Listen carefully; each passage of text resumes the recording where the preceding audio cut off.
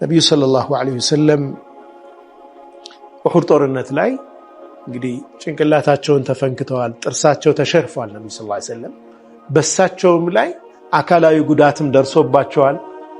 ሞቱ ተብሎ ተወርቷል። በጣም ከባድ ሁኔታ ነው ነበር። ከዛ የበለጠ ጊዜ አጋጥሞ ያውቃል ወይ ብላ ስትጠይቃቸው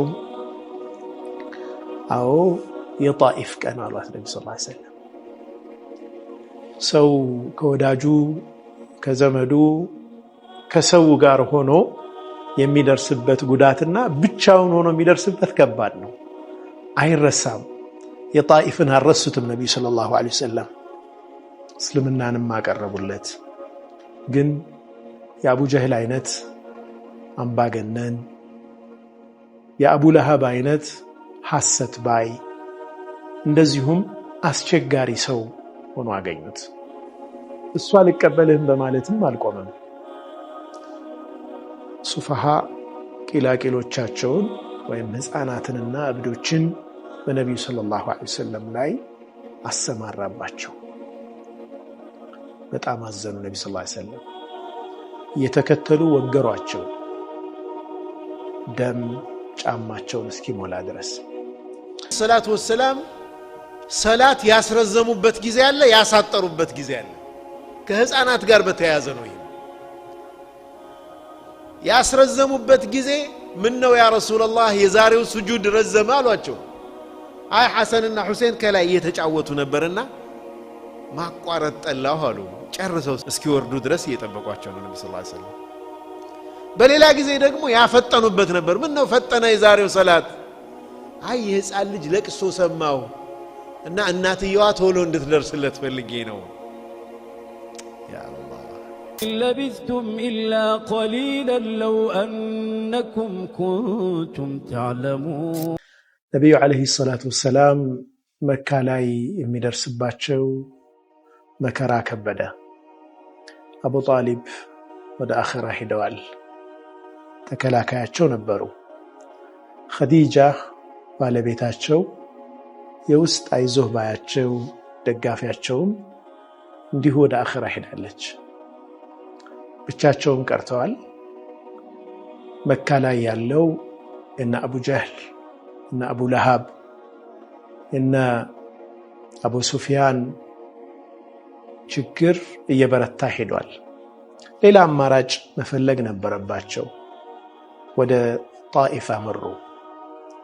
ወደ ጣኢፍ ሄደው የጣኢፍን አለቃ ኢብኑ አብድለያል ጠየቁት። እስልምናንም አቀረቡለት። ግን የአቡ ጀህል አይነት አምባገነን፣ የአቡ ለሃብ አይነት ሐሰት ባይ፣ እንደዚሁም አስቸጋሪ ሰው ሆኖ አገኙት። እሱ አልቀበልህም በማለትም አልቆመም። ሱፋሃ ቂላቂሎቻቸውን ወይም ሕፃናትንና እብዶችን በነቢዩ ሰለላሁ ዐለይሂ ወሰለም ላይ አሰማራባቸው። በጣም አዘኑ። ነቢ ሰለላሁ ዐለይሂ ወሰለም እየተከተሉ ወገሯቸው፣ ደም ጫማቸውን እስኪሞላ ድረስ። ነቢዩ ሰለላሁ ዐለይሂ ወሰለም ከዓመታት በኋላ መካ ተከፍቶ ያ ሁሉ ሰው እስልምናን ተቀብሎ ነስር መጦ ሁሉም ነገር በሚገባ በተስተካከለበትና እስልምና ተምኪን ባገኘበት ጊዜ እናታችን አይሻ ረዲየላሁ ዐንሃ አንድ ጥያቄ ነቢያችን ሰለላሁ ዐለይሂ ወሰለም ጠየቀች። هل أتى عليك يوم أشد من يوم أحد؟ ከኡሑድ ጦርነት በኡሑድ ቀን ከነበረው የበለጠ ከባድ ነገር አጋጥሞ ያውቃል እንዴ ያለቻቸው ነቢያችን ሰለላሁ ዐለይሂ ወሰለም። ምክንያቱም የኡሑድ ጦርነት ጊዜ ሐምዛ ብን አብዱል ሙጠሊብንና 70 ሰሐቦቻቸውን ያጡበት በጣም ከባድ ጊዜ ነበር። ከዛ የበለጠ አጋጥሞሃል ወይ ብላ ጠየቀቻቸው።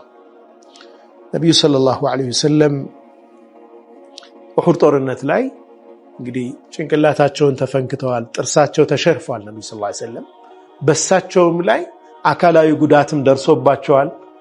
ሞቱ ተብሎ ተወርቷል። በጣም ከባድ ሁኔታ ነበር። ከዛ የበለጠ ጊዜ አጋጥሞ ያውቃል ወይ ብላ ስትጠይቃቸው አዎ የጣኢፍ ቀን አሏት ነብዩ ሰለላሁ ዐለይሂ ወሰለም። ሰው ከወዳጁ ከዘመዱ ከሰው ጋር ሆኖ የሚደርስበት ጉዳትና ብቻውን ሆኖ የሚደርስበት ከባድ ነው፣ አይረሳም። የጣኢፍን አልረሱትም ነብዩ ሰለላሁ ዐለይሂ ወሰለም። ምን አሉ? ፈንጠለቅቱ ወአና መህሙሙን ዐላ ወጅሂ፣ በጣም ተግዤ አዝኜ ሐሳብ ውስጥ ሆኜ ሄድኩ፣ ከጣኢፍ ተመለስኩ። ያ ሁሉ መከራ ሲደርስባቸው በሐሳብ ውስጥ ሆኜ ሄድኩ። ፈለም አስተፊቅ ኢላ ወአና ፊ ቀርኒ ሰዓሊብ፣ ቀርነ ሰዓሊብ የሚባል ቦታ ላይ ነው ከሐሳቤ ብንን ያልኩት አሉ ነብዩ ሰለላሁ ዐለይሂ ወሰለም።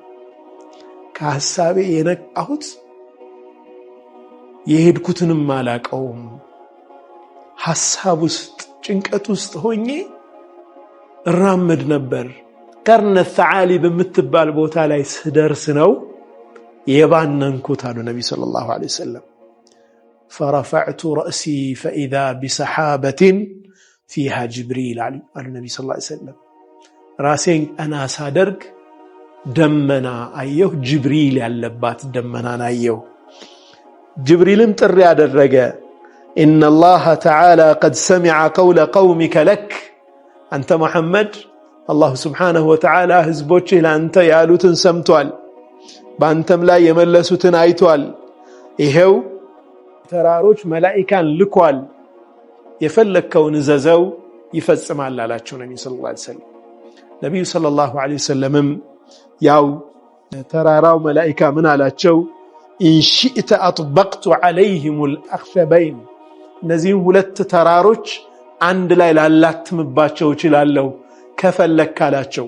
ነብዩ ሰለላሁ ዐለይሂ ወሰለም በል አርጁ፣ አይ እንደዛማ አይሆንም፣ ይልቁንም እኔ ተስፋ አደርጋለሁ አን ዩኽሪጀ አላሁ ሚን አስላቢሂም መን ያዕቡዱ አላህ ወሕደሁ ላ ዩሽሪኩ ቢሂ ሸይአ፣ በአላህ አንዳችን የማያጋራ በብቸኝነት አላህን የሚያመልክ ትውልድ ከነሱ ጀርባ ይወጣል ብዬ ተስፋ አደርጋለሁ፣ ያን አታድርግ ያሉት።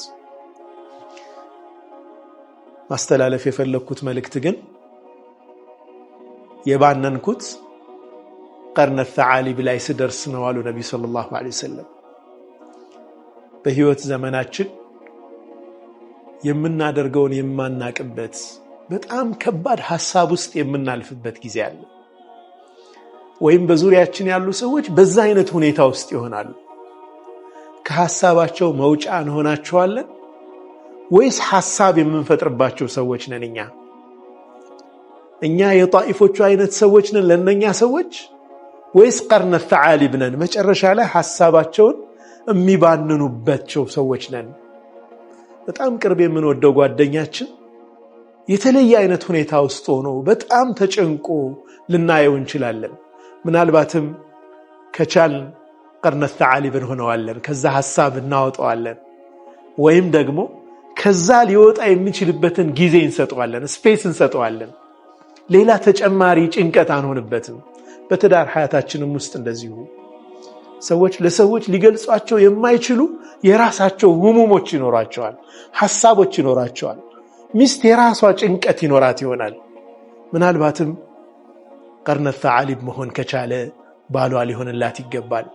ቀርነ ሰዓሊብ መሆን ካልቻለ፣ ከሐሟ የምትወጣበት መሆን ካልቻለ ግን ቢያንስ ተጨማሪ ሐም መሆን የለበትም። ሚስትም ለባሏ እንደዚሁ። ባለንበት ሐያት ውስጥ ሰዎች የሚያልፉባቸው ከባድ የሐሳብ ጊዜዎች አሉ፣ የጭንቀት ጊዜዎች አሉ። በነዛ ጊዜ ከሐሳባቸው የምናወጣ መጠጊያቸው መሆን የግድ ይለናል። ያን ስናደርግ ነው የሰውነት ልካችን። ሰው ለራሱ መኖር የራሱን ጥቅም ማስከበርማ ማንም ይችላል። ግን አንዳችን ለአንዳችን በጭንቀታችን ወቅት ከጭንቀት መውጫ ምክንያት እንድንሆን አደራላለሁ። ይህንኑ ከነቢዩ ሰለላሁ ዐለይሂ ወሰለም ሐያት ስናይ ነቢዩ ሰለላሁ ዐለይሂ ወሰለም ኢማን አጥሯቸው አልነበረም። ግን የህይወት ክብደት ድክመት ውስጣችን ላይ ጭንቀትን መፍጠሩ አይቀርም። ማንኛ ከነብዩ ሰለላሁ ዐለይሂ ወሰለም በላይ ኢማን አለን? ከነብዩ ሰለላሁ ዐለይሂ ወሰለም በላይ አላህ ዐዘ ወጀልን እንፈራለን? አኺራን እንወዳለን? ዱንያ ላይ እስካለን ድረስ እንደ ሰው የሚያጋጥሙን ሐሞች አሉ ማለት ነው። ነብዩ ሰለላሁ ዐለይሂ ወሰለም አልፈዋል። በዛ ሐም ውስጥ ነስር እንደሚያገኙ እርግጠኛ ናቸው። ሐቅ ላይ መሆናቸው ላይ ጥርጥር የላቸውም። ይህ ዲን ምስራቅና ምዕራብን እንደሚያካልልም ያውቃሉ። ግን ሰው ናቸው። በዛ ሁኔታ ውስጥ በሐሳብ በጭንቀት አልፈዋል። እኛም ህይወት ውስጥ እንዲህ አይነት ሐሳቦች ያጋጥሙናል፣ ግን ያልፋሉ።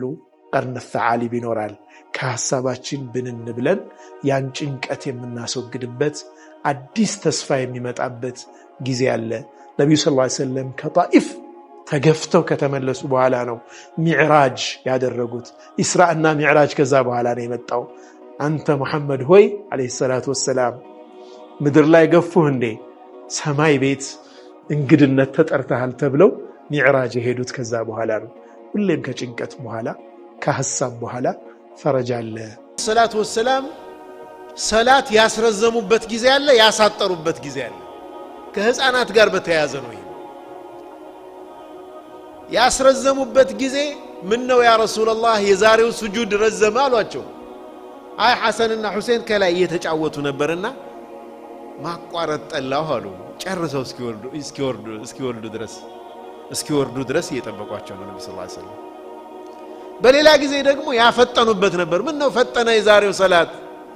አይ የህፃን ልጅ ለቅሶ ሰማሁ እና እናትየዋ ቶሎ እንድትደርስለት ፈልጌ ነው። ያ አላህ። ነብዩ ሰለላሁ ዐለይሂ ወሰለም አንድ አልአቅራዕ ብን ሐባስ አተሚሚ የሚባል የገጠር ሰው ባለበት ሐሰንን ቅፍ አድርገው ሳሙት ነብዩ ሰለላሁ ዐለይሂ ወሰለም። እዛ አቅራዕ ምን አላቸው?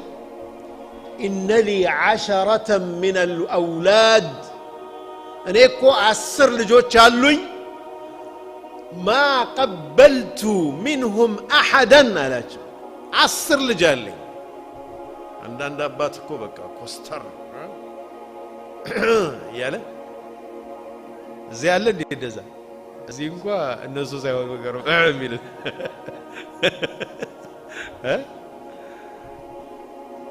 ማ ቀበልቱ ሚንሁም አሐደን፣ በቃ ሁሌ ኮስታራ ነው ማለት ነው። ቤት ውስጥ ሲገባ አንበሳ ይሆናል ማለት ነው። ከቤት ውጭ ደግሞ አላህ ይወቅ። ዑመር ከቤት ውጭ ያላቸው ባህሪ ታውቃላችሁ አይደል?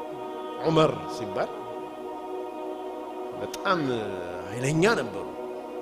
ህፃናት ዑመር መጣ ሲባል ይሮጡ ነበር ይባላል። እና አብዱላህ የዙበይር ብን ዓዋም ልጅ አብዱላህ ብን ዙበይር ሁሉም ህፃናት ሩጠው ሄዱና እሱ ብቻውን ቀረ መንገድ ላይ ማለት ነው። እና እንዴት ሌላው ህፃን እየሮጠ ለምን ያልሮጥ ካሉት ዑመር እኔ ወይ ጥፋት አላጠፋው አለ ወይ መንገዱ ጠባብ አይደለም አላቸው። እኔ ወይ ጥፋት አላጠፋው ወይ መንገዱ ጠባብ አይደለም ለምን ለቃለሁ አላቸው።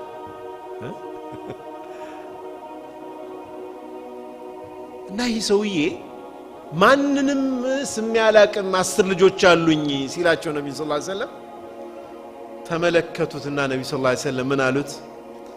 መን ላ የርሐም ላ ዩርሐም አሉት አለይሂ ሰላቱ ወሰላም። እዝነት የሌለው ሰው እኮ አይታዘንለትም አሉት። በሌላ ሐዲስ ላይ አላህ ከልብህ እዝነትን ካወጣ ምን አደርጋለሁ አሉት። ምን አደርጋለሁ? ምን ማድረግ ይቻላል እንግዲህ ረህማን አላህ ከልብህ ካወጣባ አሉት። ልጆችን ማቀፍ ማጫወት በጣም ወደኛ ቅርብ እንዲሆኑ ማድረግ ነገ እያንዳንዷን ነገር ትምህርት ቤት ውስጥ የሚያጋጥማቸውን ነገር የተለያየ ቦታ ላይ የሚያጋጥማቸውን ነገር መጣው ለኛ እንዲነግሩን ያደርጋል። እኛ ጋር ከኛ የበለጠ የሚቀርቡት ካለ ለዛ ነው የሚነግሩት። ግልጽ ነው አይደል? طيب ሲነግሩንስ እንዴት ነው ትሪት የምናደርጋቸው? የዛን ወጣት ታሪክ ነግሬያችኋለሁ አይደል? ነብዩ ሰለላሁ ዐለይሂ ወሰለም ጋር መጥቶ ምን አላቸው? አንተ የአላህ መልእክተኛ ሆይ ዝሙት ይፍቀዱልኝ አላቸው። ዝሙት ይፍቀዱልኝ። ከባድ ጥያቄ ነው። ዛሬ አንድ ዳዒ ወይም ሼኽ አንድ ወጣት መጥቶ ይህንን አይነት ጥያቄ ቢጠይቀው ምንድነው የሚመልሰው? ሰሐቦቹ ተቆጡ። ፈዘጀሩ በጣም ተቆጡት። እንዴት እንዲህ ትላለህ ምናምን። ቆዩ ተዋሉ ነብዩ ሰለላሁ ዐለይሂ ወሰለም ቆዩ። አሁን ህክምናው በሌላ መንገድ ነው፣ በመቆጣት በመጮህ ምናምን አይደለም። ይህ ልጅ ያለበትን አስተሳሰብ ማረም ነው የሚያስፈልገው። እዚህ ጠሩትና እቅተሪብ እስኪ ቀረብ በላሉት ነብዩ ሰለላሁ ዐለይሂ ወሰለም ይህ ዝሙት አንተ አሁን ፍቀዱልኝ ያልከው በእናትህ ላይ ቢፈጸም ትወዳለህ ወይ? ላ ላ ላ በፍጹም አለ። ወከዛሊከ الناس لا يرضون ሌሎችም ሰዎች እኮ በእናቶቻቸው ላይ ነገር እንዲፈጸም አይወዱም። በእህትህ ላይ ቢፈጸምስ ትወዳለህ ወይ? በፍጹም አንተ የአላህ መልእክተኛ። ሰዎችም እኮ ደስተኛ አይሆኑም በእህቶቻቸው ላይ ዝሙት እንዲፈጸም። ከዛም ነብዩ ሰለላሁ ዐለይሂ ወሰለም እጃቸውን ደረቱ ላይ ያስቀመጡና ዱዓ አደረጉለት። اللهم اشرح صدره الله ልቡን ሰፊ ያድርግለት ለእስልምና ዲን ፍቅር ስጠው። ወደሳቸው ስገባ ይላል ሰሐቢ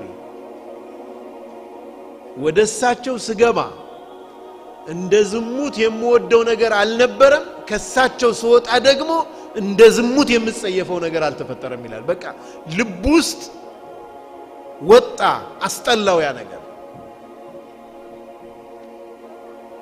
ልጆቻችን ወጣቶች ልናቀርባቸውና ይህ ወጣት በነገራችን ላይ በደንብ ማስተዋል ያለብን ነገር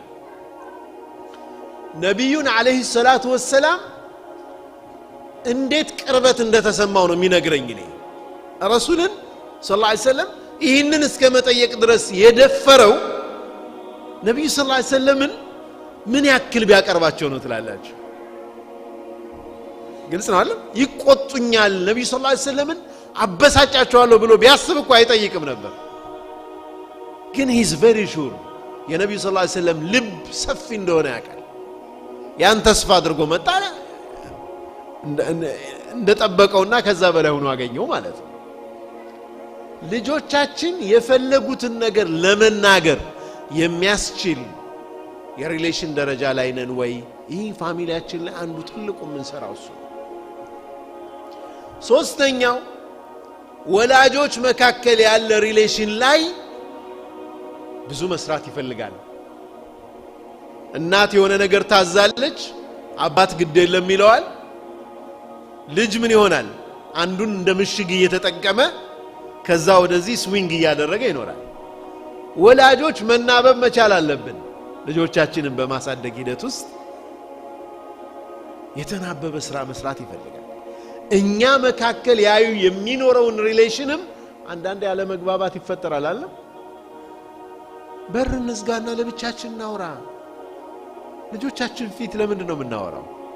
ልጆቻችን ውስጥ ለምን ድምጻችን ከፍ አድርገን እንነጋገራለን? ልጆቻችን በእኛ መካከል ባለ ሪሌሽን ላይ ፍቅርና ፍቅር ብቻ ነው ማየት ያለባቸው። መልካም ውይይት ነው ማየት ያለባቸው። ምናልባት ሚስቱን ዝቅ አድርጎ የሚመለከት ባል ወላሂ ትልቅ ጀሪማ እየፈጸመ ነው። ያ ህፃን ልጁ ነገ ሚስቱን እንዲንቅ ነው የሚያደርገው። ግልጽ ነው አይደል? ለሴት ልጅ ክብር እንዳይኖረው ነው የሚያደርገው። احترام ማየት አለባቸው ልጆቻችን። በእኛና በሚስቶቻችን መካከል ባለ ሪሌሽን ላይ ጥሩ ሞዴሎች መሆን ያስፈልጋል። አራተኛው ነጥብ ቤታችን ውስጥ የጋራ የሆነ እስላማዊ ፕሮግራምም ለማምጣት መጣር ያስፈልጋል። ስፒሪቹዋሊ ኮኔክትድ እንድንሆን የሚያደርገን የጋራ ፕሮግራም ያስፈልገናል። مثلا በጣም ሲምፕል ነገር ልንገራችሁ። አንድ ዓሊም ነው የሚመክረው ይሄን ግማሽ ገጽ ቁርአን ወይም አንድ ገጽ ቁርአን በጋራ መቅራት፣ አንድ ሐዲስ በጋራ ማንበብ። ያላ 5 ደቂቃ 5 دقائق بس ወላሂ ሰውየው ሙጀረብ ነው ይላል እኔ ተሞክሬዋለሁ ይላል ለብዙ ሰውም ተሞክሯል ይላል አላህ Subhanahu Wa Ta'ala እዛ ቤት ላይ የሚያወርደውን በረካ ታዩታላችሁ ይላል አንድ ሐዲስ قال رسول الله صلى الله عليه وسلم انما الاعمال بالنيات وانما لكل امرئ ما نوى خلاص عند القرآن ደግሞ አንድ ገጽ ማንበብና መለየት አንድ ገጽ ለማንበብ አንድ ደቂቃ ነው የሚወስደው አንድ ገጽ ቁርአን ለመቅራት አንድ ደቂቃ ነው የሚያስፈልገው አምስት የቤተሰብ አባላት ካሉ 5 ደቂቃ ብቻ ነው የሚያስፈልጋቸው አንድ ገጽ ይቀራሉ خلاص ቁርአን ማختም ይቻላል ይሄን በአመቱ ማختመው በ6 ወር ማختመው ግን የቤተሰብ ختም ያስፈልጋል ማለት ነው አላህ ይወፍቀን ወንድሞች ቀላል እኮ ነው ግን በጣም ዳገት ይሆንብናል ብዙ ጊዜ አላህ ያገራለት ሰው ግን والله ይገር አላህ እንዲያገራልን ደግሞ الذين جاهدوا فينا لنهدينهم سبلنا وان الله لمع المحسنين የሚታገሉ ሰዎች አላህ መንገዱን ይመራቸዋል ተነሳሽነት በቃ ኢንሻአላህ ይሄን ነገር አደርገዋለሁ ብለን ልፋት ያስፈልጋል ማለት ነው የጋራ የቤተሰብ ፕሮግራም ያስፈልጋል አልበርት አንስታይን ሁሌ ያነሳለው ይናባባሉ አንድን ችግር ለመፍታት ችግሩ ሲፈጠር ከነበረን አስተሳሰብ በላይ የሆነ አስተሳሰብ ያስፈልጋል ችግሩ ሲፈጠር ከነበረን ሜንታሊቲ በላይ ካልሆነ በስተቀር ችግሩን ልንፈታዋቸው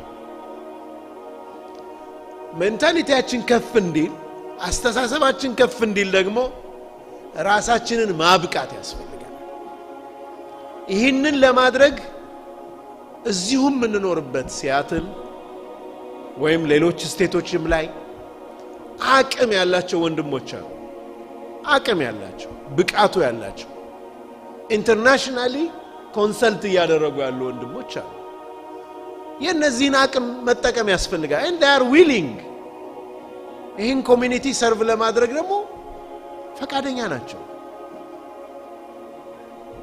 ሪሶርስ ምን አለን ብሎ ያን ሪሶርስ መጠቀም ያስፈልጋል ራስን ካፓሲቴት በማድረግ መጀመር አለበት በያስባል ከዛ ቀጥሎ ግን ኮሚኒቲውን በማስተባበር የራሳችሁ የሆነ ትምህርት ቤት ያስፈልጋል ይሄ የዘመኑ ዋጅብ ነው በያስባል ምናልባት እንደ ሐሳብ የሚጠቅም ከሆነ ሚኒሶታ ላይ አንድ ወንድም ያነሳው ሐሳብ በጣም ገዢው ሆኖ አይቻው እንደ ኮሚኒቲ አገር ቤትም ትምህርት ቤት ያስፈልገናል የሚል ሐሳብ አላቸው ሀገር ቤትም ላይ ያለው ኢንቫይሮንመንት የማይፈቅድልን ከሆነ ልጆቻችን ኤሌመንተሪ እና ሃይ ስኩልን አገር ቤት ተምረው ዲናቸውንም አውቀው ራሳቸውን በደንብ ለይተው ለዩኒቨርሲቲ ደግሞ እዚህ የሚመጡበትን ሁኔታ ማመቻቸት እንደ አንድ አማራጭ መታሰብ አለበት አይ እስኪኔውና ጥናት አድርጎ ማለት ነው ሊደርሺፑ ከኮሚኒቲው ጋር ተወያይቶ ጥናት ተደርጎ ደግሞ ነው እዚሁ ቻርተር ስኩል ብናቋቁም አንድ ወንድም የነገረኝ ነበር ሶማሊዎቹ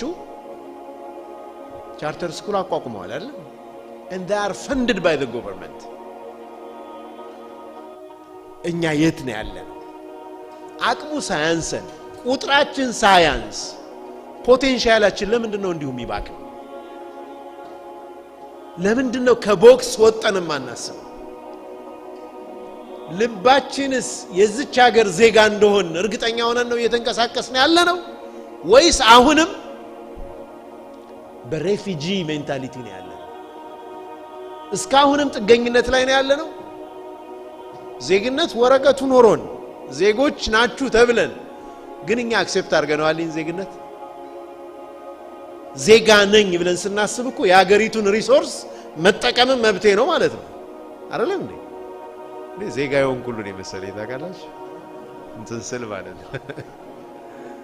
እንደዚህ አይነት ሞራል እንዲኖራችሁ ፈልጋለሁ እኔ ሳይኖረኝ ገና እንትን ያ طيب የሀገሪቱ ታክስ ፔየርስ ናችሁ እናንተ የሀገሪቱ ታክስ ፔየር ከሆንኩ ሀገሪቱ ላይ ያለ ኦፖርቹኒቲ በሙሉ ደግሞ የኔ ነው በቃ መጠቀም አለብኝ የሚል ቁርጠኝነት ያስፈልጋል። መጣን የሆነ አይነት አካባቢ ውስጥ እንሆናለን። ያው አካባቢ የሚያስበውን ብቻ እናስባለን። ኢቭን ከሌላ ዜጋ ጋር እኮ ኮኔክሽን እየፈጠርን አይደለም። ልክ ነኝ? ብዙዎቻችን ሪሌሽናችን እንኳን እዚሁ አካባቢ ካለው ሰው ጋር ብቻ ይሆናል። ጥሩ ነው እሺ፣ ግን ተጨማሪስ ከፓኪስታኒው ጋር፣ ከህንዱ ጋር፣ ከአረቦቹ ጋር፣ ከሶማሌዎቹ ጋር ኮኔክትድ ብንሆን እኮ ብዙ ኦፖርቹኒቲዎች እኮ እነሱ ጋር እናገኛለን። ታውቃላችሁ አይደል? ኔትወርኪንግ ኢዝ ቬሪ ኢምፖርታንት። ኔትወርክ ባደረግን ቁጥር ብዙ ያላየናቸው እድሎች ነው የምናገኘው። ኢኮኖሚክም የሆኑ ከእውቀትም አንፃር ብዙ ነገር ነው የምናዳብረው። ስለዚህ ወጣ እንበል፣ ሰፋ አድርገን ነገሮችን እንይ። እዚች ሀገር ላይ ያለ ኸይርን በሙሉ ለመጠቀም ሸሩን ደግሞ ለመከላከል በደንብ ቁጭ ብሎ ማሰብ ያስፈልጋል። ስትራቴጂካሊ መንቀሳቀስ ይፈልጋል።